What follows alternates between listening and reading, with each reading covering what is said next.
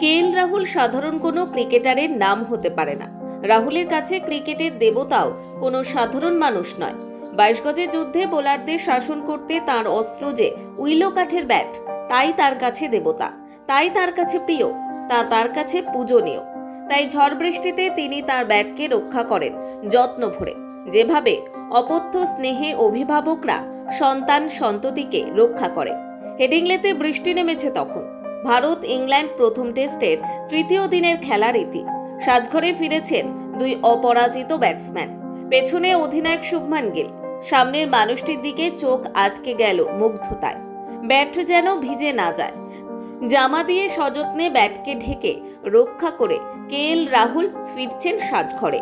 তার cricket bat যেন স্কুলের মনোযোগী ছাত্রের কাছে পরীক্ষার খাতা। বৃষ্টিতে যেন সেই খাতা ধুয়ে না যায় তার চেষ্টা করছে।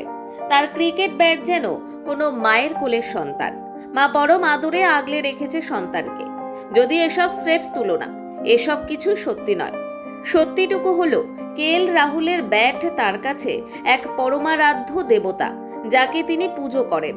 যেভাবে পুরোহিত নারায়ণ শিলা বা শালগ্রাম শিলা পুজোর জন্য ঢেকে নিয়ে যায়, সেভাবেই হেডিংলেতে বৃষ্টি থেকে ব্যাট বাঁচিয়ে সাজঘরে ফিরলেন। ক্রিকেট ব্যাট কেএল রাহুলের কাছে কেবলমাত্র কাঠের একটি সরঞ্জাম নয়, নিষ্ঠা আর ভালোবাসায় ক্রিকেটীয় সরঞ্জামকে অন্য মাত্রা দিয়ে ক্রিকেটকে অমর করে রাখেন কিছু ক্রিকেটার।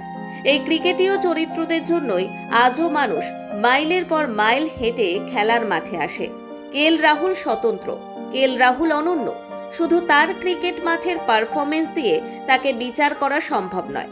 তিনি বুঝিয়ে দিলেন তাকে বিচার করতে হবে তার ক্রিকেট বোধ ও ক্রিকেটের প্রতি ভালোবাসা ও নিষ্ঠা দিয়ে। নোবেল বাংলা।